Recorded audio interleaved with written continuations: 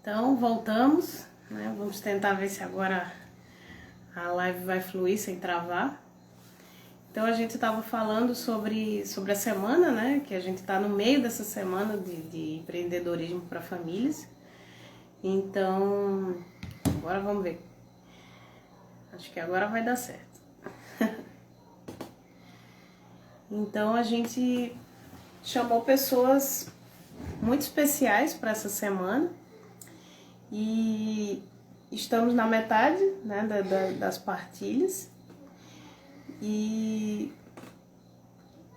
vamos ver agora se o Instagram vai nos ajudar.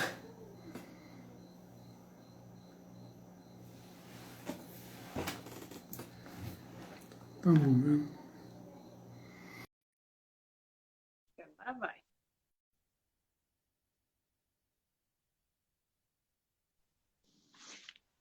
Aê! Fala, Tchê. E aí, rapaz? Tudo bom? E aí, tudo bem, José? Tudo bem, Manu? Tudo bem, Tudo. boa noite. Quando Como a é que gente tá aparece indo? os dois juntos, sempre dá problema. E vocês estão me ouvindo bem? A gente tá ouvindo bem. Você? Tudo bem. Como é que tá o Rio Grande aí? Muito churrasco? Olha, semana passada nós comemos um churrasco com o Rafael que eu demorei uns 2 dias para me recuperar. Já está prometido Muito bom. para maio, né? Maio a gente vai estar aí de novo. E ele Opa, confirmou ontem também que vai. combinado. Vamos. Essa daí eu não vou perder, não. Simples, eu falei com o Josair, a primeira coisa que ele me perguntou era quando é que vocês vão vir de novo para fazer um churrasco? Calma, em maio a gente está aí. É. Foi muito bom. Aquele dia foi excelente. Foi muito legal. E tu sabes que, agora eu vou recapitular rapidamente antes de travar. A gente estava falando que a gente começou essa semana conversando justamente com ele, com o Rafael, né? E foi Ah, uma sim. Uhum. chegasse assistindo, não? Ah, o Rafael é um empreendedor nato, né? O cara é delegado, o cara tem É, uma série de livros publicados, o cara faz masterclass de churrasco. O que é isso? O cara é o é, empreendedor maior é aqui. uma holding, ele tem uma holding, não é nem um empreendimento, sabe? É. O cara é Isso foi realmente um muito mestre. divertido, assim. Foi muito divertido, porque nós nos conhecemos há muitos anos, né? Pena que a Aham. gente não pôde contar todas as histórias, porque não ia dar tempo. E ontem, Uhum. ao contrário da segunda-feira, foi muito bacana, que a gente conversou com a Rafa, né? A Rafa Campos, também é nossa amiga há muito tempo. E ontem foi emocionante, assim, né? Acho que as mulheres, as gurias gostaram, porque foi bem bacana o testemunho Uhum. dela, né? E Uhum. hoje a gente espera que seja legal também, então isso vai ser muito bacana a gente trocar essas figurinhas aí. Claro, tomara, tomara. É.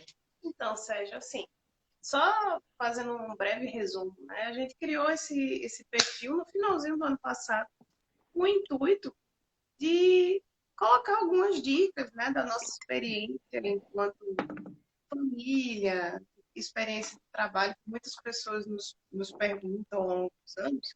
E surgiu a ideia, visto as perguntas que a gente recebe no direct, de trazer algumas pessoas que têm uma trajetória de vida nas suas profissões e ou improvisaram ou mudaram de profissão, né? Começaram com seus empreendimentos físicos, presenciais, ou partiram para o mundo digital. E o teu nome, com certeza, assim, era um dos que a gente queria muito e a gente agradece que você aceitou esse convite para a gente conversar aqui, porque com certeza vai inspirar muitas pessoas, principalmente os professores, né, que eu imagino que ao longo dos anos se desgostam muito das suas carreiras, por N motivos, né, seja no serviço público, nas escolas públicas, nas particulares, enfim. Então, a gente queria ouvir de ti como é que foi esse início, né? Por que tu escolheste a matemática? Como é que foi esse iníciozinho da tua trajetória? Então, ninguém, na verdade é raro quando a pessoa, ela muito nova, ela já tem bem esclarecido, ela já tem certeza o que ela quer e ela trabalha com esse objetivo, né? Então, assim, eu particularmente, eu acabei sendo professor por uma necessidade. Eu precisava de uma renda, tá? Precisava trabalhar. E que possibilidade eu tinha à mão na época? Fazia faculdade, né? Então eu tinha meus 20 anos e eu fui dar aula, tá?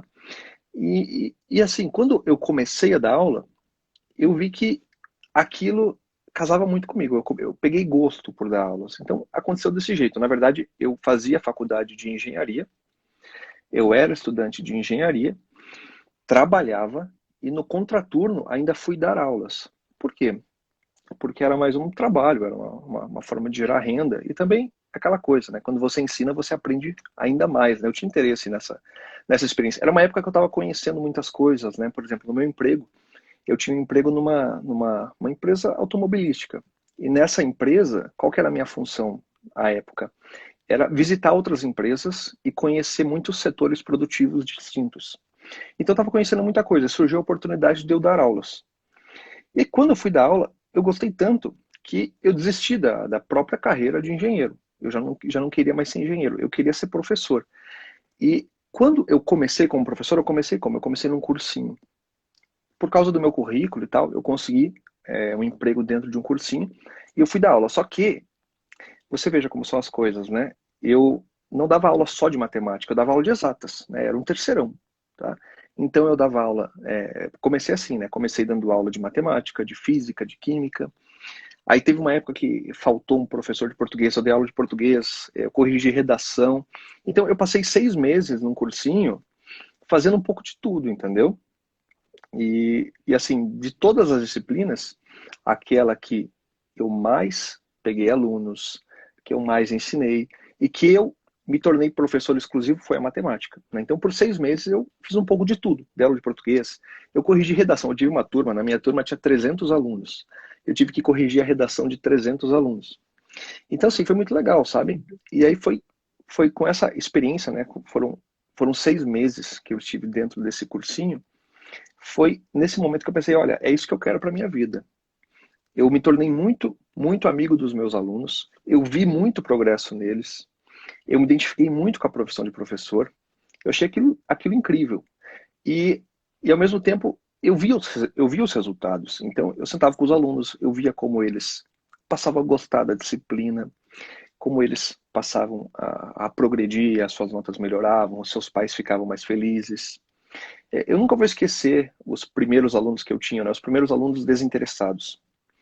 Quando você cativa, quando você começa a ensinar esses alunos, eles se interessam por você, pela pessoa que você é, a pessoa por trás do professor, né? Então, é engraçado, né? Mas os alunos vinham para mim e começavam a perguntar coisas pessoais, né? Por exemplo, perguntavam se eu era casado, perguntavam onde eu nasci, como foi minha infância. E naquele momento, eu tive assim um vislumbre do que era ser professor. Quer dizer, um professor, ele tem uma influência muito grande sobre a vida de um aluno. Na verdade, ser professor é uma enorme responsabilidade. Por quê? Porque um professor, ele nunca sabe ao certo o quanto o trabalho dele, a pessoa dele vai influenciar a vida do aluno, para muito além do conteúdo. Você ensina o conteúdo, mas para além do conteúdo, você é uma pessoa que se apresenta ao aluno. Então, o aluno não aprende só o conteúdo, mas ele aprende com você o jeito de se portar, o jeito de falar, o jeito de se vestir. E aí, nesse momento, eu comecei a ter um vislumbre da grandiosidade que era esse trabalho. Eu falei, puxa, isso aqui é muito legal. Não há nada semelhante a isso, porque, em paralelo a isso, né, na empresa, na indústria, eu frequentava vários setores produtivos. Eu conheci muitas, eu conheci assim, quase todas as empresas de Curitiba. E eu falei, olha, não tem nenhum cargo em nenhuma empresa que seja mais gratificante do que isso. Então, tudo aconteceu assim, tá? E eu passei, então, eu me formei, né? Concluí minha formação, mas eu nunca nem Se eu te exerci a profissão. perguntar, tu chegasses a te formar em engenharia e depois fizesse matemática, ou tu não chegou a fazer Não, eu nunca cheguei a fazer matemática? matemática. Nunca cheguei a Ah, fazer então matemática. tu não és matemático, então nos Não, enganando. sim, exatamente. Não, Exatamente. eu ia fazer uma pergunta para ti que ia ser a seguinte, né? Aham. O que faz um matemático? Sim, via de regra, o que faz? 90% deles. E o que faz aqueles 10% que vão fazer outra coisa. O que eles fazem? Eu Então, sei que você os veja, engenheiros que não são engenheiros viram professores de matemática. você veja, como matemático, você pode seguir o caminho da pesquisa, né, o bacharelado, o caminho do ensino. Você pode se tornar um professor, você pode ensinar turmas geralmente a partir do quinto, sexto ano, ensino fundamental 2, ensino médio, ou você pode se tornar um pesquisador na área, né? Então, no caso, o que o matemático pesquisador faz, né? Isso que você está perguntando especificamente. Bem, hoje em dia existem muitos ramos, né, na matemática, mas é basicamente assim, um trabalho de abstração pura, né? Eles pegam aqueles ramos sofisticados da álgebra, da probabilidade, e ficam estudando isso e estendendo aquilo que existe, né? Então, por exemplo, existe uma série de problemas matemáticos nunca resolvidos. Então, você pega, por exemplo, uma bolsa de mestrado, uma bolsa de doutorado, e você vai estudar aquilo, você se dedica ao estudo daquilo, né? E de repente você se torna um doutor em álgebra, um doutor em probabilidade estatística, e aí uma vez que você é doutor nessa área, você está habilitado para escrever artigos, para ser professor em universidade, para ensinar outras pessoas. Então, assim, isso é um primeiro problema já do ensino da matemática hoje. Por quê? Porque, assim, conforme eu fui tendo experiência com os alunos, né? Porque eu não dei aula só em um cursinho particular. Na época que eu vi que esse negócio de ser professor era muito legal, que eu gostava muito disso, eu dava aula num cursinho, um dos cursinhos mais caros da cidade, né? Eu me voluntariei num cursinho para alunos de baixa renda. Então, para aqueles alunos que não tinham condição de pagar nada, nenhuma mensalidade, eu fui dar aula para eles também. Então, quando eu me formei, é isso que eu fazia. Eu dava aula no colégio mais caro da cidade e dava aula no colégio de periferia, para alunos sem renda. E aí eu via que, bem, os problemas de ensino, eles eram evidentes, né? Mas por que isso acontecia? Eu comecei a pensar sobre isso. Minha vida, a partir daquilo, foi isso, né? Por que os alunos, eles concluem, você veja, os alunos hoje, eles são sequestrados de casa, por assim dizer, tá? Aos 4 anos, a gente é obrigado a matricular na escola. Eles passam 4 ou 5 horas por dia nas escolas. Eles têm ensino de matemática 3, 4 vezes por semana, fazem prova. E eles terminam a sua vida de estudos sabendo muito pouco ou quase nada, ou então traumatizados com o ensino. Então, assim, por que isso acontece? E, mais do que isso, no meu trabalho, conforme eu ia tendo contato com os alunos, eu via que era possível reverter isso. Então, você sentava com o aluno, você conversava, você voltava, você retomava a base, e, de repente, ele gostava da disciplina, ele gostava de estudar, ele queria aprender mais, ele se interessava, ele ia bem nas provas, ele progredia, queria fazer matemática, queria fazer engenharia. Então, isso acontecia. E aí, assim, uma das primeiras coisas que a gente percebe é que é o seguinte: hoje em dia existe um sistema universitário de especialização acadêmica que faz o quê? Ele afasta quem sabe muito de quem não sabe nada, ou de quem sabe muito pouco. Então, por exemplo, o matemático profissional, por assim dizer, ele se forma matemático num campo muito abstrato. Aí ele faz mestrado nesse campo abstrato, faz doutorado nesse campo abstrato, faz pós-doutorado nesse campo abstrato. Muito bem, agora ele sabe muito de uma coisa muito abstrata e de uma coisa pouco aplicável, ou nada aplicável. Porque assim, a matemática prática, a matemática aplicável é a matemática básica, é a matemática elementar. Para além da matemática elementar não existe, por assim dizer, interesse útil, interesse para você aplicar praticamente. É um campo de pesquisa, é um campo intelectual. Então essa pessoa muito bem formada, que estudou muitos anos, que domina muito um campo pequeno, né, mas muito sofisticado, muito abstrato, ele começa a fazer o quê? Quer dizer, o professor que se formou pós-doutor, ele dá aula para doutores. Ele não vai lá para a escolinha para ver como é que os alunos estão no primeiro ano, no segundo ano, no ciclo fundamental. Então, esse esquema, né, de você especializar muito, ele acaba tendo esse efeito reverso, né? De aquelas pessoas muito especializadas, elas se distanciam muito das pessoas da base. Então, isso é um problema. Mas é basicamente isso que eles fazem, né? Sim. E em que momento, assim, porque pelo que tu estás contando, tu gostava muito, né? Em que momento tu acha que tu disse, olha, eu não vou poder continuar com isso? E foi desviando, porque eu sei que tu és funcionário público também, né? Que momento que Sim, tu te exatamente. desviou das Isso. escolas para fazer outras coisas? Então, você veja, quando nasceu meu primeiro filho, professora tem uma vida, eu tinha uma vida muito instável na época. Eu trabalhava, para você ter noção, no final do ano, né, na época das provas de aprovação de vestibular, ou aprovação do bimestre, da final da escola, eu chegava a dar 12 horas de aula por dia. Era uma correria absurda. Enquanto em janeiro, por exemplo, período de férias, eu praticamente não dava aula, então não tinha renda, tá? Então, assim, a vida, ela era um pouco instável. E quando nasceu meu primeiro filho, o que acontece? É, esse evento, ele mexe com a gente, obviamente, né? E naquele momento eu falei assim, puxa vida, né? Eu não tenho estabilidade, né? Eu tô o dia inteiro fora de casa, eu vou nas casas dos alunos, vou nos colégios, vou em cursinho e tal, passo o dia na rua. E quando meu filho nasceu, eu praticamente saía de casa antes dele acordar e voltava depois que ele estava dormindo, né? E aí, quando meu filho nasceu, assim, no momento que ele nasceu, nesse turbilhão, tinha um concurso público aberto. Um concurso público que pagava muito bem, por sinal. Aí, eu conversando com as pessoas, né, contando disso, elas falaram, puxa, faz o concurso público aí e tal, né? E eu fiz e passei, entendeu? Esse foi o problema. Eu me inscrevi no último dia. O concurso público, eu fiquei, puxa, faço ou não faço, né? Não sei. Aí no último dia eu paguei a inscrição. Aí eu fui lá no dia e passei. Tá? Fiz a prova e passei. Aí quando eu passei no concurso, eu falei assim, puxa vida, agora eu tenho mais estabilidade. Só que é o seguinte, eu não sei quando eu vou ser chamado, então agora eu vou trabalhar muito como professor. Então eu dobrei meu trabalho como professor e fiquei trabalhando muito mesmo. Tanto que quando eu fui chamado para assumir o cargo público, eu já ganhava assim praticamente o mesmo entre o cargo de professor e o cargo de servidor público. Só que motivado pelas circunstâncias, o que eu fiz? Eu assumi o cargo público e eu continuei dando aulas no contraturno. E fiquei assim por um bom tempo, fiquei assim até quando o meu segundo filho nasceu.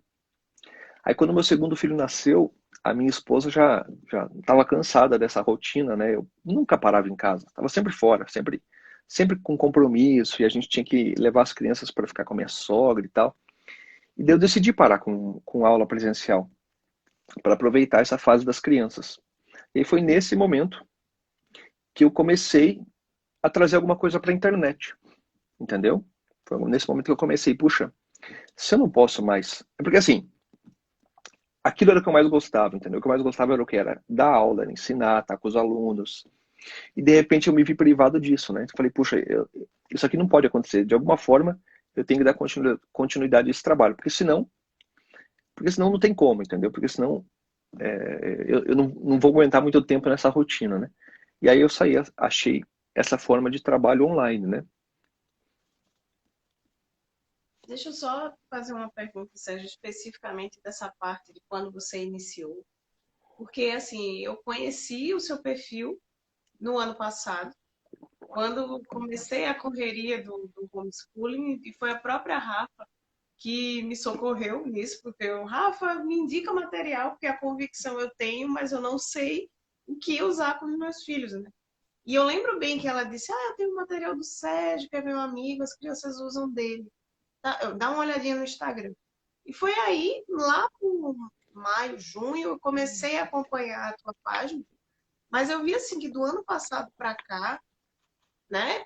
Parece que em todas as rodas de conversa de quem faz homeschooling, quem não faz, quem complementa, porque nesse período de pandemia todo mundo meio que virou homeschooler. E, e todo mundo te conhece teu material, adora. Então, assim, é, foi a pandemia que deu o boom no teu perfil? Ou isso aí já vinha acontecendo antes da peste chinesa chegar, né, nas nossas vidas? Foi a pandemia. Eu acredito que foi a pandemia, sim. Eu acho que se não fosse a pandemia, é, eu tenho hoje mais de 20 mil alunos que estudam pelas minhas apostilas. E, assim, esse número está desatualizado. E, assim, antes da pandemia era 100, 200. Eu tenho com certeza assim, que foi a pandemia que fez o meu trabalho mais conhecido. Pois é, porque assim, na realidade, a gente sempre tem que tirar coisas boas de coisas ruins. Não tem para onde, né? E, Uhum. graças a Deus, diante dessa situação toda em que nos colocaram, né, que a gente caiu de paraquedas de março, vai fazer um ano que a gente está nisso, a gente vê assim quantas famílias estão participando mais né, do dia a dia das crianças, de estudo, de acompanhar. E assim, nossa, igual eu falei a Rafa ontem e falo para você também, com certeza, mesmo atualizando esse número, você não tem noção do quanto esse seu trabalho ajuda as famílias diariamente. Aqui em casa existe uma briga entre os quatro não, o mais velho, porque ainda está aguardando o material para a idade dele, que ele faz, eu não tenho a minha apostila, os outros têm e ele não tem. Então, assim, para você ver o quanto não dá para colocar em palavras assim esse teu trabalho, que ó, a gente vê que assim como os outros que a gente conversou, o Rafael e a Rafa, tem tudo a ver com família, né? A família que te impulsionou a isso, mas também aquele sentimento de quando você estava na sala de aula e a satisfação que a sala de aula te trouxe e que a internet, toda essa gama de a diversidade de formas de se empreender hoje em dia trouxe, né, para o dia a dia de todo mundo. E a facilidade que a internet fez com que a gente hoje tenha um ensino de qualidade para os nossos filhos, dentro da nossa casa, com um valor super acessível comparado a essas apostilas horrorosas que a gente conhece por aí. Então, com certeza, assim, eu imagino que você tem uma ideia, porque você é muito próximo também, não só dos seus alunos presenciais, mas dos seus alunos virtuais, porque você é muito atencioso nos seus stories, né? Sempre está dando feedback nos e-mails, né? Sempre muito atencioso. Então, isso aí volta, né? É um amor que vai e volta, porque as pessoas te amam, porque foi uma salvação mesmo para as famílias. Uhum, uhum. Assim, existe, é claro, um fator sorte, por assim dizer. Por exemplo, muitas pessoas me marcam nos stories e promovem meu material, e assim, é graças a essas pessoas que o perfil cresce, né? É graças a essas pessoas que meu material ele chega em outros alunos, em outras famílias, etc. Agora, teve uma coisa que aconteceu também que eu fui ajudado porque eu tive professores muito, muito bons, muito bons. Então, quando eu comecei a perceber, né, lá em 2012, 2013, que a situação do aprendizado, ela era muito, muito, muito séria, era muito grave, e que era possível reverter isso de alguma forma, o que eu fiz? Eu comecei a procurar como que a gente poderia reverter isso. E aí, o que eu fiz? Eu comecei a disparar e-mails e comecei a conhecer muitos professores. Então, eu conheci alguns professores que me ajudaram muito. Me ajudaram muito. Teve um professor africano que eu conheci, que é dele que veio a ideia da Casa do Lenhador, por exemplo. Teve um professor sueco que me ajudou muito. Teve um professor americano que me ajudou muito. Teve professores do Instituto Nacional de Singapura que me ajudaram muito. Então, você veja, os meus materiais, eles não são simplesmente ideias minhas, inspirações que eu tive, né? Na verdade, eu pego um pouco de tudo que eu aprendi com esses bons professores. Então, eu tive muita sorte nesse sentido, né? Tive muita sorte em ter bons professores que me formaram nesse tempo.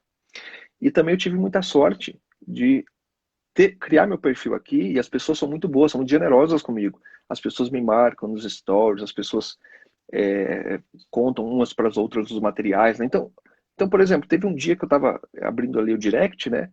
E aí uma moça chegou assim para mim e contou essa história para mim, né? Foi isso que eu li quando abri o direct.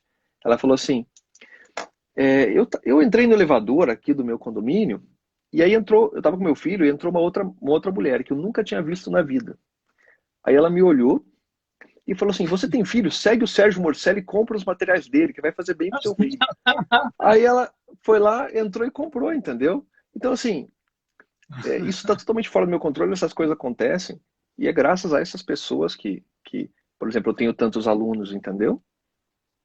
Mas, Sérgio, pelo que eu estou vendo tu falar, tu quando resolveu fazer esse trabalho via internet, não foi nem pensando em dinheiro, pensando em negócio, porque tu já estava estabilizado, né? Mais ou menos como o Rafael, né? O Sim, Rafael começou com os cursos exatamente, dele, os livros, mais por uma exatamente, vocação do que qualquer outra coisa, né? E assim exatamente. como ele, o teu material foi muito bom. Então não é questão eu não acho que foi sorte, vou discordar de ti, não foi sorte, porque tu estavas preparado no momento certo, né? Porque talvez se tu fosse preparar esse material depois que começou a pandemia, outros já teriam tomado teu lugar, né? Então tu estava Uhum. preparado, e isso tem a ver com o empreendedor, né? O empreendedor é aquele que vai ver a oportunidade, mesmo que ainda o Steve Jobs não sabia que a Apple ia virar no que virou, né? O Mark Zuckerberg Sim, não sabia que o claro, Facebook e que ia ter um outro brasileiro que ia criar o Instagram, que ia virar uma febre, né? Eles fizeram algo sim. naquele momento, eles vislumbraram algo que ninguém viu, né? Então não foi sorte, né? Foi preparo teu mesmo. Isso, né, eu acredito totalmente nisso, totalmente. Então, assim, por exemplo, eu acho que hoje eu tenho uma certa caminhada com o trabalho na internet. E hoje eu tenho alguma coisa para contar, eu tenho alguma experiência, alguma vivência com, por exemplo, trabalhar online, ser professor, etc. E eu acho que esse é um grande erro, a pessoa, por exemplo, querer vir para cá ganhar dinheiro. Por exemplo, eu nunca comecei assim. Os meus primeiros vídeos, eu subi, eu gravei por orientação desses próprios professores com quem eu estudava. E o que acontece, José?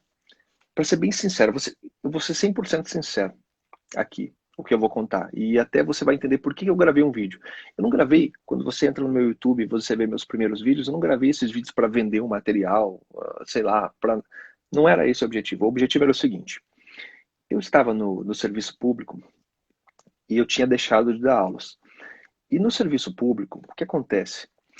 É, eu fui remanejado, colocado num outro departamento, e assim, no serviço público, a depender do local onde você está, é, as conversas, as motivações das pessoas, elas são muito baixas, entendeu? As pessoas, assim, por exemplo, a pessoa tem 10 anos de carreira pública pela frente, a pessoa só fala de aposentadoria. Todo dia a pessoa fala sobre aposentadoria. As pessoas só comentam sobre as funções gratificadas que fulano tem e ela não tem, como o sistema é injusto com ela, porque o órgão público prejudicou ela, porque ela não ganhou o auxílio dela, a função dela e tal. E aí eu convivia nesse meio, né? Passei a conviver nesse meio, né? O meio, enfim, meio da burocracia, né? E as pessoas só falavam sobre isso, sobre gratificação, função, aposentadoria, meus direitos e tal. E aí eu falei, puxa vida, eu preciso encontrar minha turma, né? Eu preciso encontrar pessoas que pensam como eu, que sei lá, que estão preocupadas com a educação dos filhos, que querem estudar, querem aprender. E aí, conversando com os professores, né, esses professores, porque eu trocava e-mail, né, com esses professores, né, eu tenho um professor que é muito amigo meu, Israel, etc.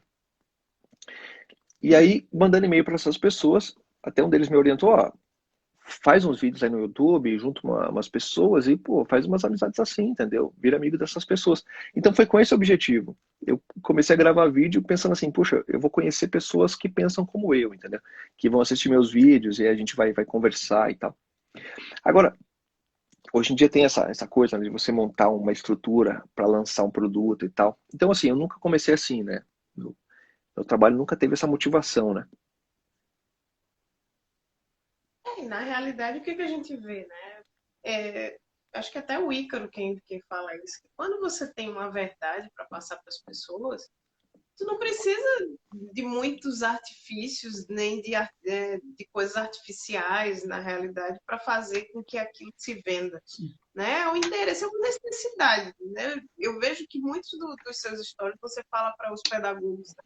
Diz assim, se as pessoas investirem na pedagogia, vão ficar milionários, porque tenho várias amigas pedagogas que dizem a mesma coisa, que saem da universidade sem saber dar aula. Não tem ideia como enfrentar uma sala de aula, porque na universidade só aprendem, né, ideologia e essas coisas todas, que na prática isso não se sustenta. Né? As pessoas precisam de uma educação de verdade. Então, se você tem essa verdade para oferecer, entendeu essa necessidade e conseguiu colocar ela concretamente para que as pessoas tenham acesso a ela, com certeza.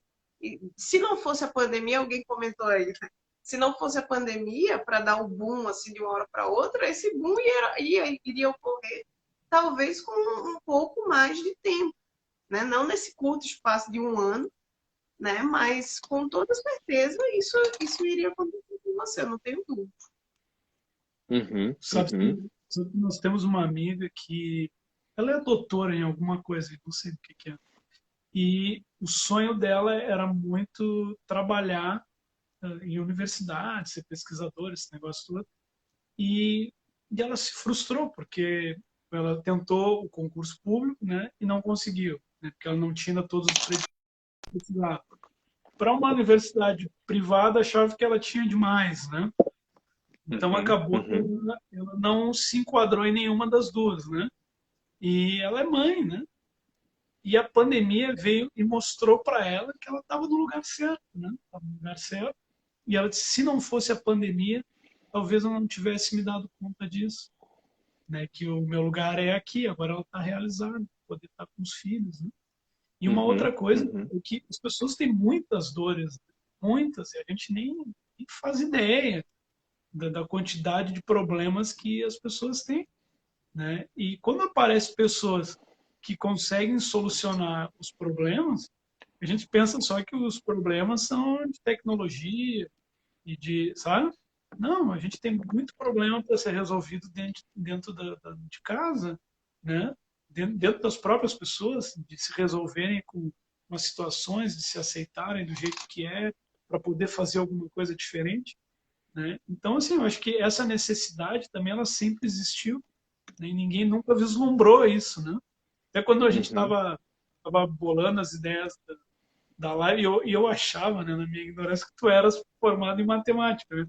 Eu queria dizer, o cara que é professor de matemática, ele não dá aula no colégio, não dá aula em cursinho, mas ele dá aula para as pessoas estudarem em casa. Porque tu não precisou aprender uma habilidade nova para fazer o que tu fazes, né? Só fez diferente. E tem muita gente que tem muita habilidade aí que a gente precisa e elas não despertam, né? Que outras pessoas estão interessadas naquilo que ela faz. uhum, uhum.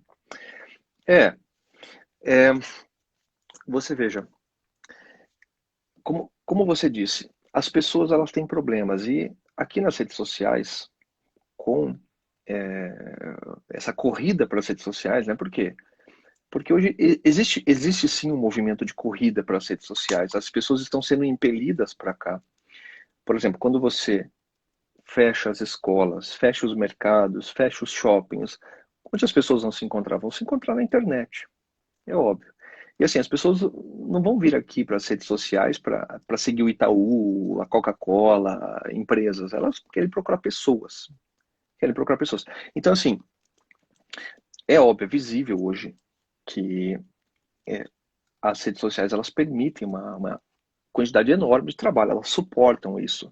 E, e assim, elas são uma estrutura muito boa, desde que você tenha o conhecimento, tenha algo a agregar à vida das pessoas, esteja à disposição.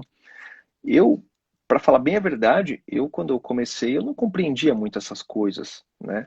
Mas conforme as coisas foram acontecendo, eu fui compreendendo, eu tive que compreender, porque as coisas foram acontecendo. Então, hoje, eu vejo que assim, existem muitas possibilidades para todo mundo que quer empreender aqui. Agora, as pessoas geralmente elas têm medo, né? Elas têm medo, por exemplo, de fazer um post não ter curtida, ou sei lá, não ter comentário. Ou então você faz uma live e ninguém assiste, e ninguém dá bola para aquilo. Então, assim, isso são medos comuns, entendeu? Quem que não tem medo disso? Qualquer pessoa vai ter medo disso, né? Você pega lá um perfil grande, o cara tem medo de, sei lá, lançar um produto e ninguém comprar, ou lançar uma moda e ninguém aderir a ela. Então, assim, são medos comuns. Agora, se a pessoa, por exemplo, ela tem uma profissão, né? Eu sou pedagogo, sou professor de matemática, sou economista, etc.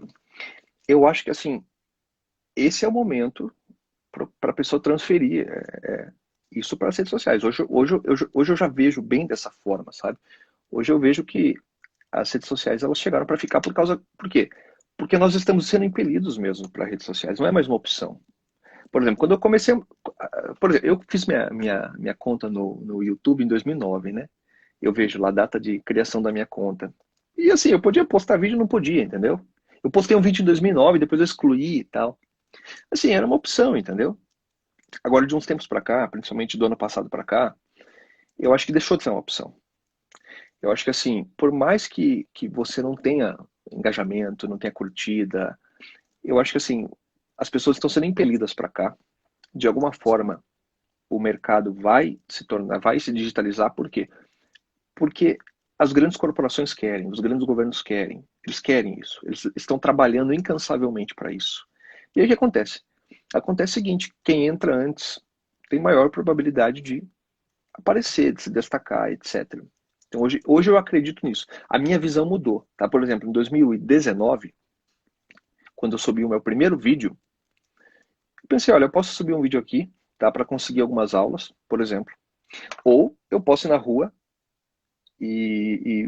sei lá, entregar panfleto em saída de escola e fazer contato pessoal, anunciar no jornal, entendeu?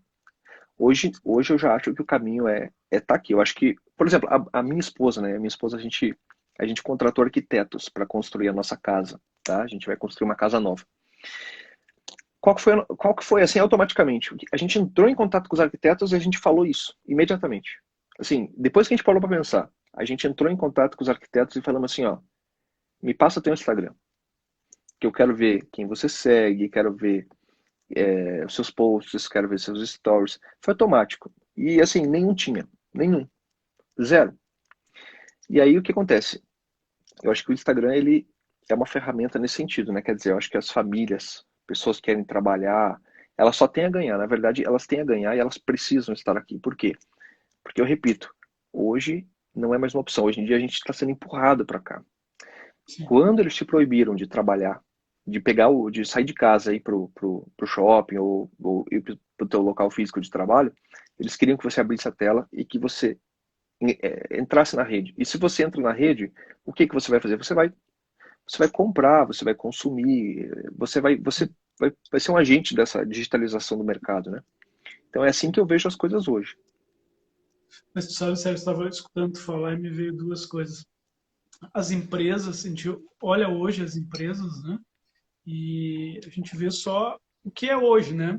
O McDonald's, por exemplo, que agora teve um filme há 2, 3 anos Sim, atrás, todo mundo conhece. O McDonald's é uma das maiores empresas do mundo, mas o McDonald's começou, né, uma lancheriazinha na Califórnia, né, que ninguém sabia. E transportando para esse universo online, ontem a Rafa estava falando, eu quando comecei eu fazia live para 3 pessoas, parecia louca lá falando sozinha, aí foi para 10. E só que só vira grande quem começa pequeno. Dificilmente alguém já começa grande, né? Dificilmente sim, alguém já sai top, né? Acontece em alguns claro. casos, mas a regra é tu começar pequeno. Por que que eu estou falando isso? A gente quer estimular que as pessoas pensem nisso, elas não vão começar grande. Elas não vão começar com 20 Uhum, mil alunos, e tu falasse, vão começar com uhum, 10, com 100, né? Vai aumentando, né? E outra claro. coisa que me vem na cabeça, eu vendo uma entrevista do David Vélez, o fundador do Nubank, né?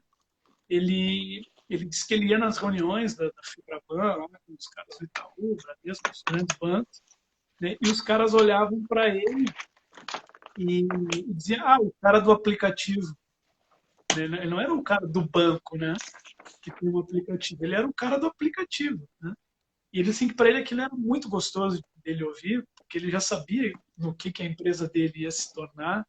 Ele disse, quando eles perceberem que eu não sou apenas o cara do aplicativo, eu sou o cara de um banco que vai arrebentar com vocês tudo, aí vocês não vão ter tempo de... Só que ele tinha uma estratégia, né? Tu começasse pequenininho, né? Daqui a pouco tu vai... Não sei se tu já recebeu algum reconhecimento, mas daqui a pouco tu vai receber. Nem que tu não tá procurando, mas as pessoas vão dizer, pô, o Sérgio é um dos maiores professores de matemática, tem coisa que tu nem imaginava, né? E o conhecimento Sim, todo tu já claro. tinha, né? Só foi questão de começar a botar tijolinho por tijolinho até chegar onde está agora, né? E até teve Uhum, uma sim. pergunta que chegou, né? Essa daí tu fica à vontade se tu não quiser Não, responder. não, pode Não, falar. porque é um concorrente, né? O rapaz perguntou para nós assim, eu quero empreender com matemática. que eu faço? É Então, concorrente, mas o líder ajuda. então, Tudo bem. então, na verdade, assim, há muito a ser dito. Muito a ser dito. Na verdade, por exemplo, tá? Hoje a gente vê que existe uma insatisfação geral com o ensino para todas as séries. Na verdade, o que eu vou falar para matemática serve para qualquer professor. Serve para professor de ciências, professor de história, professor de geografia. Como eu disse para vocês, nessa insatisfação das pessoas hoje, contudo, né, as pessoas hoje em dia, elas aconteceu um movimento de despertar das consciências, né? As pessoas, de repente, no Brasil, começaram a discutir política e resolver debater problemas internacionais e o cenário que se mostra no mundo, etc. E o que acontece? Nesse cenário, as pessoas se tornaram muito desconfiadas. Elas desconfiam de tudo. Hoje em dia, as pessoas desconfiam de tudo. E o que acontece? Nesse movimento, nesse cenário de desconfiança, você veja, a gente desconfia de tudo, tá? Pensa numa pessoa comum. Ela desconfia do governo, ela desconfia do chefe, ela desconfia das intenções internacionais, ela desconfia da economia, desconfia da criminalidade. E assim, você não pode simplesmente resolver todos esses problemas. É impossível. Por exemplo, o pai que olha para o filho na escola e desconfia do professor de geografia, desconfia do professor de história, desconfia da pedagoga, desconfia do diretor. Isso é muito comum hoje em dia. Os professores, os pais desconfiam muito. E assim, você não pode resolver todos esses problemas. Como é que você vai solucionar o problema do estudo de geografia do seu filho, de ciências, de história, de matemática, de português? Então, assim, o que acontece é o seguinte, as pessoas nesse movimento, elas buscam outras pessoas em quem confiar. É basicamente isso. E aí, nesse cenário, eu acho, tá, que você, quando você quer participar, divulgar seu trabalho, etc., é importante que, para além do trabalho, você aproveite o fenômeno das redes para mostrar um pouco da pessoa que você é. Quer dizer, os seus valores, no que você acredita. Quer dizer, todo o produto, né? Eu sou um professor de matemática. A pessoa que me perguntou também é professor de matemática, mas tem professor de português aqui no comentário, etc. Todo mundo tem uma grande ideia, no fundo, né? Por exemplo, eu acredito que as crianças, elas se apresentam indispostas para o ensino de matemática, porque o ensino se faz errado. O ensino está todo errado. Então, só que é possível você reverter isso. Então, essa é a minha grande ideia. A gente pode reverter isso. Agora, como a gente faz isso? Aí eu começo a trabalhar. Eu faço minhas apostilas, eu faço meus vídeos, eu faço meus cursos, faço os meus posts. Em paralelo, eu vou contando um pouco da minha história. Quer dizer, eu sou o Sérgio, eu sou casado, minha vida é assim, e tal, tal, tal. Então, eu acho que esse é o primeiro ponto. O primeiro ponto é você tentar mostrar quem você é para que as pessoas se identifiquem também com a sua pessoa. Tá? E aí, paralelo a isso, é você, uma vez formada essa sua grande ideia, você decidir o que você quer. Tá? Porque, por exemplo, né? Eu acho que falando do meu caso vai ficar mais claro o ponto aqui. Quando eu quando eu percebi que os alunos chegavam no terceiro ano do ensino médio, ou então entravam nas faculdades sem saber nada de matemática, depois de anos raptados pelas escolas, sequestrados de casa, o pai pega o bebê lá de 6 meses e põe na escola. Aí com 18 anos o menino se forma sem saber nada. Aí eu falei assim, não é possível, né, que isso acontece, que assim não existe ninguém preocupado com isso. E aí quando eu fui para a internet, na época, eu vi que, e procurar pessoas e conversar com pessoas, eu vi que 99% dos vídeos de matemática no YouTube e no Google era sobre vestibular. Era passar no vestibular. Eu falei, mas isso aí tá errado, né? Porque quando você vai passar, você pega essa criança que aprendeu assim, cresceu assim, tal, tal, tal. E aí, você, depois de toda uma vida desregrada de estudo, uma vida, assim, cheia de traumas e marcas escolares, assim, que magoam o aluno, e você cria um método para ele aprender rapidamente aqueles conteúdos para ele matar as questões na prova, isso nem é educação, né? Isso é uma coisa viciante, tá? Então, assim, não é assim que se faz. E aí eu decidi trabalhar assim. Falei, não, então a gente tem que ensinar a base direito, então vamos voltar para a base. Vou pegar a criancinha lá de 3 anos e vamos recomeçar, entendeu? Agora, por exemplo, todos os outros campos estão abertos, todos. Ensino médio, por exemplo. Realmente há necessidade de todo aquele conteúdo? E se há necessidade de todo aquele conteúdo, não existe uma forma mais inteligente de ensinar? Não existem bons recursos que podem auxiliar os pais? Não existe um bom curso, uma boa aula que você pode preparar para os alunos? Então, assim, você pode promover conteúdo, você pode ensinar também para o ensino médio, você pode ensinar o ciclo fundamental 2, você pode pegar ali aqueles alunos que vão precisar estudar matemática, estão, sei lá, passaram na faculdade, e você pode fazer um curso preparatório para elas. Então, assim, as possibilidades são muito amplas. Você primeiro precisa escolher com qual delas você quer trabalhar. E ainda tem muito mais, né? Porque quando você analisa, você vê o que, José? Quando você conhece a história da matemática, você vê o seguinte: o ensino da matemática era um até o século XIX. Depois do século XIX, ele se tornou outro, completamente diferente. E a forma, o conteúdo, tudo muda. Por exemplo, matrizes, né? Matrizes, elas entram, as famosas matrizes, né, que os alunos tanto sofrem e tal, elas entram nos currículos a partir dos anos 60. Antes dos anos 60 não se ensinava matrizes. Números complexos, por exemplo, números complexos surgiram no século XIX. Não existia número complexo antes do século XIX. O ensino era completamente diferente. Mas o ensino de matemática já se fazia, desde Platão. Platão está lá defendendo o ensino de matemática para crianças. Então, quando você olha isso, você fala assim, olha, a matemática que Platão ensinava, a matemática que Santo Tomás de Aquino defendia, elas não são a mesma matemática que é ensinada hoje nas escolas.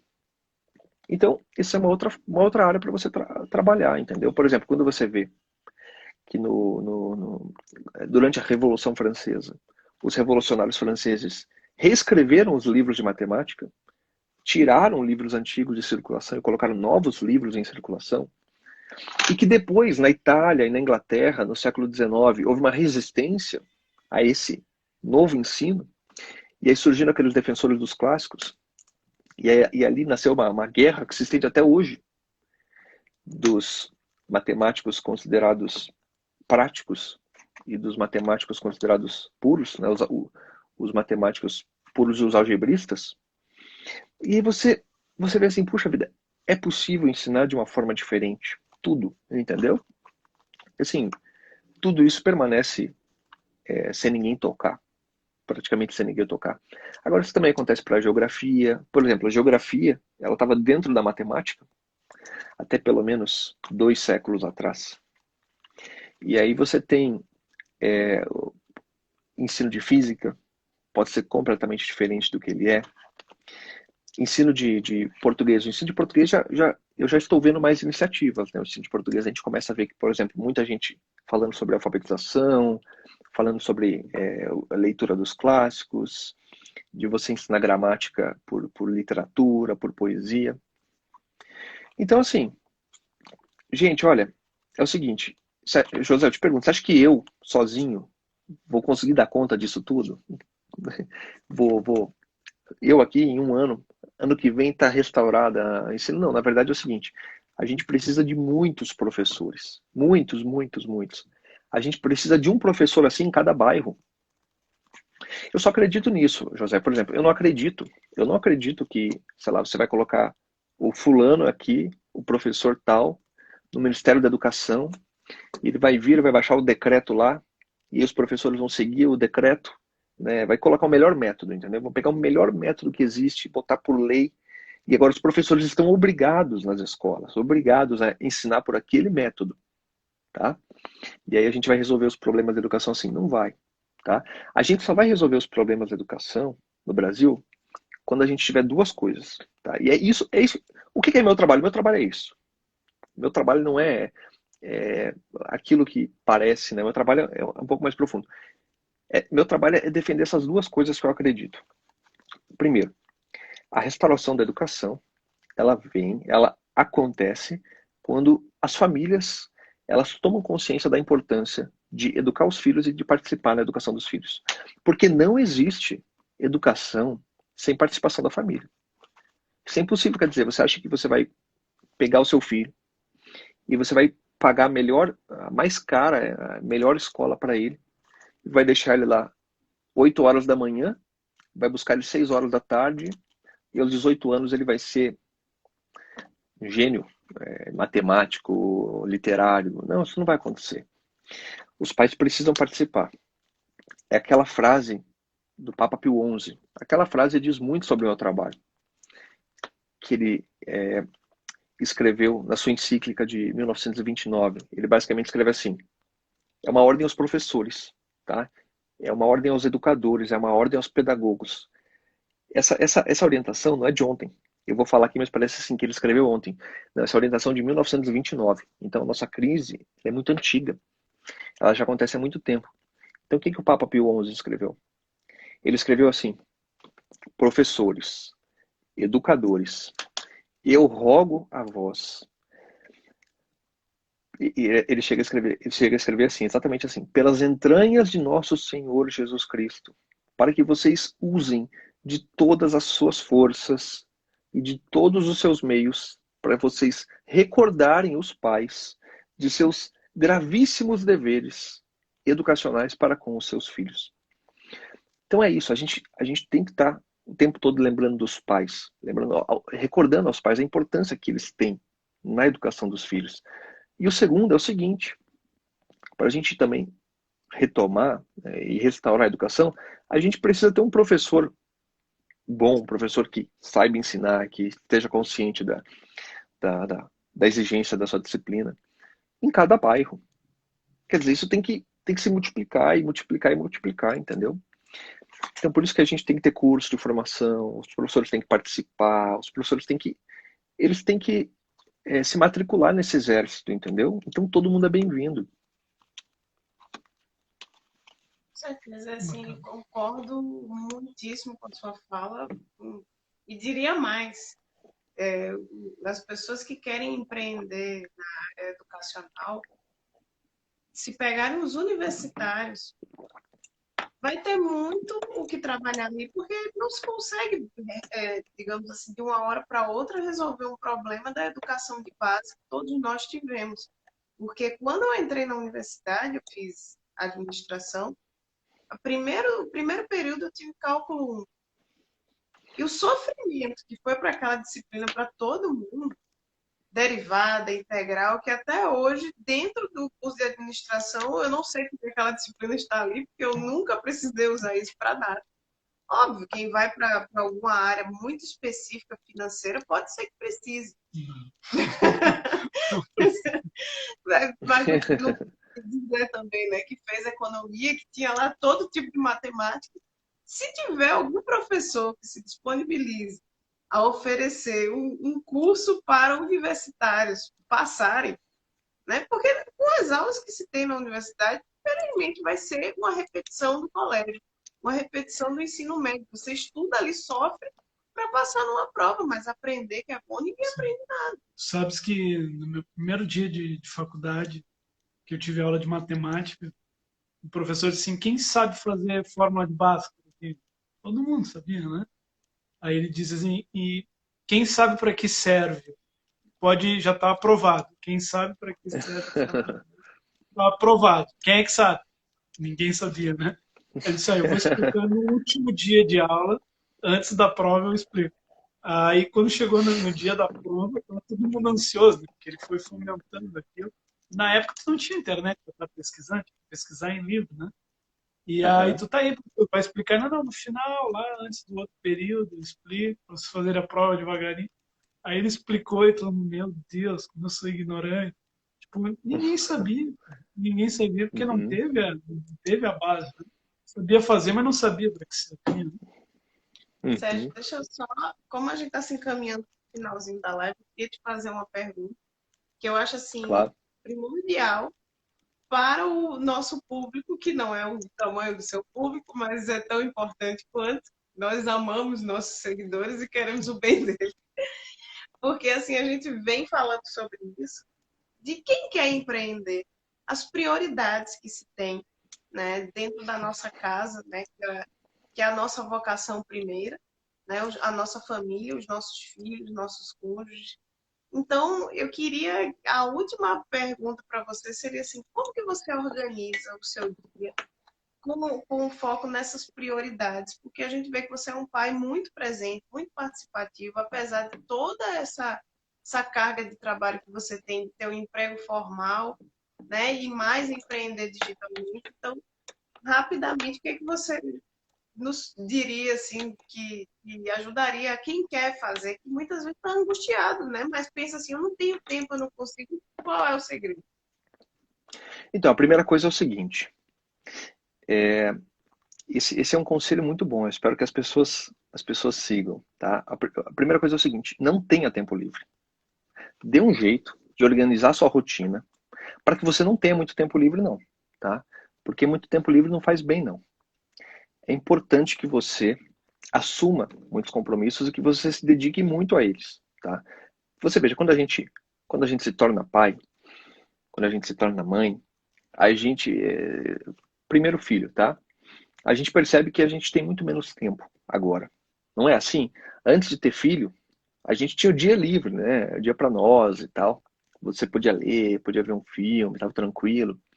De repente não, de repente teu filho, ele consome uma boa parte do teu tempo, ele exige uma boa parte do teu tempo e te sobra um pedaço do dia, geralmente à noite ou alguns intervalos durante o dia, você está muito cansado nesse tempo. E aí o que acontece? Aí você se vê obrigado a ser muito produtivo. Quer dizer, você tem pouco tempo livre e você tem que aproveitar ele ao máximo, porque é isso que você tem, tá? O professor Olavo, ele fala uma coisa fantástica no COF, né? Inclusive o COF foi assim, divisor de águas na minha vida, né? Muita coisa que eu sei, muita coisa do meu trabalho, deve ser o COF do professor Olavo. E no COF, o professor Olavo, quando ele está comentando a realidade brasileira, ele fala assim: olha, meu filho, se você tem 1 hora por dia para estudar, você é uma pessoa privilegiada no Brasil. Você é uma pessoa privilegiada. Por quê? Porque as pessoas passam horas nos ônibus se deslocando, as pessoas sofrem problemas assim familiares graves. A realidade do Brasil é essa, a realidade do brasileiro é essa. E se você tem 1 hora por dia para sentar livre, pensar, estudar, você é uma pessoa privilegiada.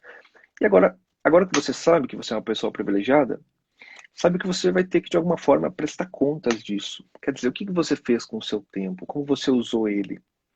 As pessoas têm tantas dificuldades e você, por exemplo, você tem saúde para sentar e estudar. Sei lá, você tem tranquilidade para dormir à noite, botar a cabeça no travesseiro e dormir, sem se preocupar. Você dorme, sei lá, 7, 8 horas por dia. Então você é uma pessoa privilegiada. Então, o que acontece? O filho, quando você tem um filho, você se recorda disso o tempo todo. Você é obrigado a chegar a essa conclusão. Quer dizer, eu tenho pouco tempo livre e eu preciso, de alguma forma, fazer com que esse tempo renda. Né? Precisa ser um tempo produtivo. E aí, quando você usa melhor o seu tempo, você se torna uma pessoa melhor. Quer dizer, você tem pouco tempo e você sabe que você só tem aquele tempo para fazer aquela coisa. Então você tem que chegar a um acordo com você mesmo, entendeu? Você tem que se dedicar o máximo possível para você estar presente ali e fazer aquele tempo valer a pena. Então, primeiro, a pessoa tem que ter um bom planejamento, tá? Eu nunca abri mão da família, assim, nunca mesmo, tá? Tanto que aquele período da minha vida que eu passava muito tempo longe de casa, que era até o meu segundo filho nascer, que eu saía cedo e voltava quando ele estava dormindo, foi um período assim muito difícil para mim, muito ruim para minha esposa. E eu, naquela época, já decidi, olha, eu não quero isso para mim. Na verdade, eu quero estar presente com os meus filhos, quero ver eles crescer, quero participar da educação deles, quero estar sempre em casa. E assim, graças a Deus, as coisas foram se encaminhando e a gente foi conseguindo. A gente foi conseguindo viver assim. Por exemplo, a gente alugou uma casa perto do meu trabalho. Muito bem, aí eu ia rápido para o trabalho, em 15 minutos ia de bicicleta e voltava. Almoçava todos os dias em casa. Então, a gente trabalhou para que fosse possível ter a rotina que a gente queria ter, né? Então, acordo, trabalho, almoço com a família, mais trabalho, depois estou presente em casa e quando eles dormem, você tem um tempo determinado ali para estudar, para trabalhar, para produzir. você senta e produz, você senta e faz.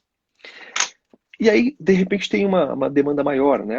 Agora eu tenho que, por exemplo, entregar as apostilas, né? As apostilas do ciclo fundamental. Aí, nesse momento, você chega a um acordo com a sua esposa, né, Bruna? Agora eu vou ter que trabalhar um pouco mais aqui e tal, beleza? Aí a gente combina, a gente vai se acertando. Mas assim, é possível, entendeu? É possível, desde que você aproveite muito bem o seu tempo e que você não perca ele. Por exemplo, homens não é bom, não é muito bom quando o homem tem muito tempo livre. Porque quando o homem tem tempo livre, ele começa a fazer besteira, entendeu? Ele começa a entrar no Instagram, ver dancinha do TikTok e começa a ver já perfil de mocinha e tal. Então, assim, o homem, principalmente para os homens, o homem tem que ocupar a mente com o quê? Com trabalho, com preocupação com a família e, claro, dedicar um tempo à vida de oração. Então, os homens precisam fazer isso. Então, se o homem está com muito tempo livre, chega de noite, fica vendo TV, escolhendo filme e tal, isso não é bom. Eu particularmente sugiro que você arranje ocupações, entendeu? Eu só fiquei tranquilo na minha vida depois que eu olhei minha agenda e falei assim, olha, tem muito mais coisa para fazer do que eu sou capaz de fazer, entendeu? Então agora tá bom. Sérgio, É impossível eu fazer tudo que eu quero fazer, entendeu? É impossível. Então agora tá bom. Sérgio, chegou uma pergunta aqui bem rapidinho. Acho que já era para ter nos expulsado, mas nos deixaram aqui. Tu achas que tem espaço para fazer esse tipo de trabalho que tu faz com disciplinas como biologia e ciências? Mas é claro, eu tenho certeza, no dia que surgir as pessoas fazendo isso, essa pessoa logo, logo ter muito público, não tenho dúvida disso. Eu recebo muita pergunta assim, muita. Abre a caixinha de pergunta lá, a pessoa me pede. Indica um professor de biologia, indica um professor de química, indica um professor de física, indica um professor de não sei o quê. As pessoas querem, as pessoas elas precisam disso. Então, assim, eu acho que essas pessoas que perguntam isso, né? Você veja, por que a pessoa pergunta isso? A pessoa pergunta assim, é preciso, as pessoas precisam de um professor de biologia, as pessoas têm interesse num professor de biologia. Você veja, essa pessoa não confia no próprio trabalho. Essa pessoa não confia nela mesma, ela não tem confiança naquilo que ela faz, porque nem ela vê importância na disciplina que ela ensina. Então ela fala assim, olha, o que eu ensino? Eu ensino biologia porque, sei lá, eu sou obrigado a ensinar, porque as crianças nas escolas são obrigadas a aprender. Agora, se você pensar diferente, se você, por exemplo, vê a importância da biologia na vida dos alunos, na vida das pessoas, e fala assim, não, isso aqui é muito bom, entendeu? É bom que a criança aprenda isso. Então eu vou fazer e vou subir post, vou subir vídeo. Por quê? Porque eu sei que é bom.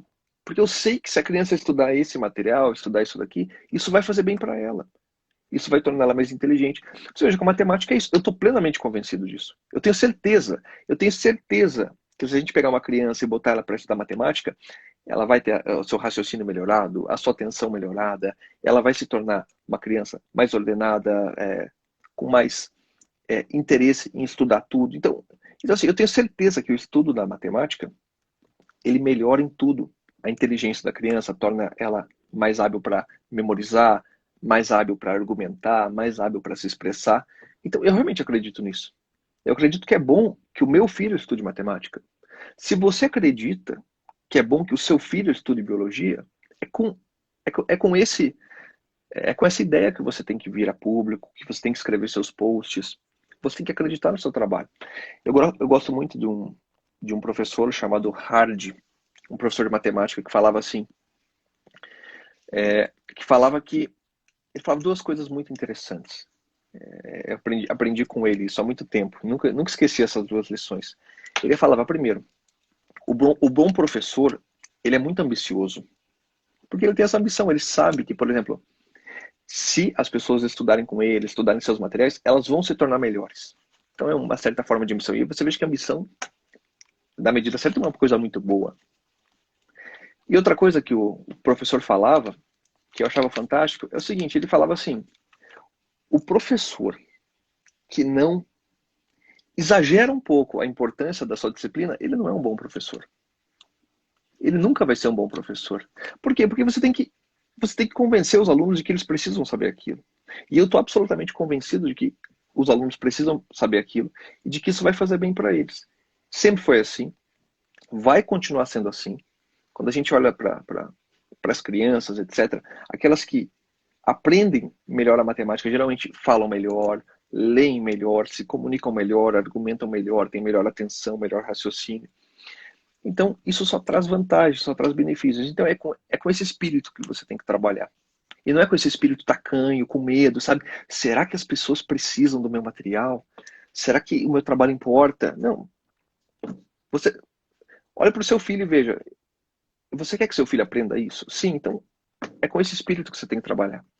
Você viu, sabe que acho que tu me deu um insight aqui, que a gente está falando para as pessoas de empreendedorismo, né? E aí tu falou eu gosto que meu filho aprenda isso, né? Hoje eu estava ensinando meu filho a mexer no home broker, né? Tá dizendo, olha aqui, ó, isso aqui é assim, tipo, a gente compra e ganha dinheiro, mas como é que é isso? E aí eu comecei a explicar para ele. É isso. E eu adoro essas coisas, né? Eu quero que ele aprenda. Esse é o espírito, né? Entendeu? Olha olha que a Raquel escrevendo aqui assim, eu quero que meus alunos ganhem o Nobel de Física e Química. É isso aí, entendeu? É esse o espírito. Muito bacana. Não, ficaria a noite inteira ouvindo, porque a gente vê um professor que é apaixonado pelo que faz. Realmente, assim, dá vontade da gente ouvir a noite toda, mas a gente sabe que você está com um bebê pequeno. Eu acho que eu já ouvi um chorinho. Você ouviu um choro, né? Então a gente não vai faz parte. Faz parte, a gente também já passou muito por isso. Mas, assim, agradecer demais, Sérgio, pela disponibilidade, porque assim, são novos tempos, né? Na realidade, a gente conversava aí em Curitiba, e a Bruna dizendo assim que vendo o espanto do meu filho, dizendo assim, eu conheci o Sérgio Mosselli. E aí ela diz assim, é muito engraçado a gente ver isso, porque no nosso tempo a gente não tinha a menor ideia de quem eram os professores, né? Quem fez o livro que a gente estudava. Eu nem sei, eu acho que só o Gelson Iese eu me lembro, porque eu passei o ensino médio todo com o livro dele.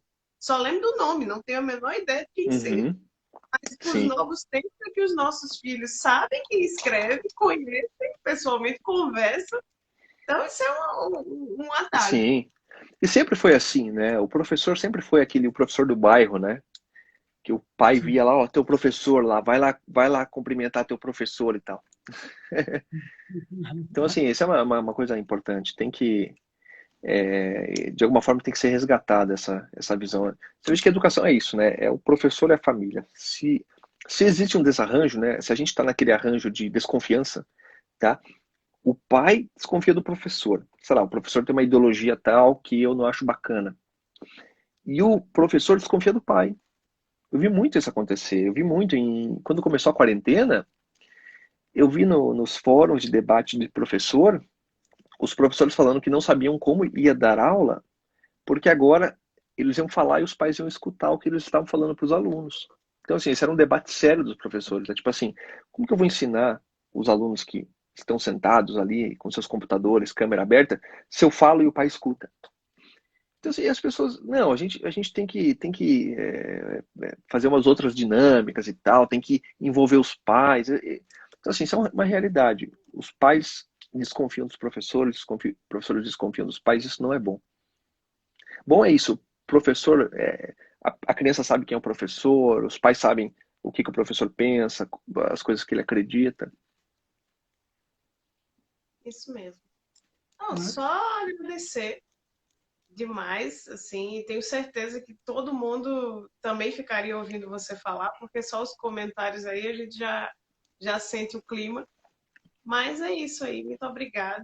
Aproveitando que está todo mundo aí ainda, amanhã a gente vai conversar com a Fernanda Zapparoli, que estava conosco lá naquele encontro em Curitiba, e ela também vai trazer coisas bem legais, falando da experiência dela, que talvez sirva para alguém que está aqui, né, que quiser participar amanhã e quiser ouvir o que ela tem para contar, né, com certeza vai ajudar muita gente também. E quando eu conversei contigo, Maravilha. eu te falei, vou pagar com um churrasco. Né? Agora a gente paga em maio, quando tiver aí. Maravilha. Aí eu vou te botar para fazer a conta ali de quanto dá para cada um e a tua eu pago. Maravilha. Bom, muito Sérgio, legal, muito obrigado pelo convite. Valeu, Sérgio. Um abraço para vocês Um todos aí. abraço. Tchau, boa Tá. noite para Valeu. vocês. Boa noite.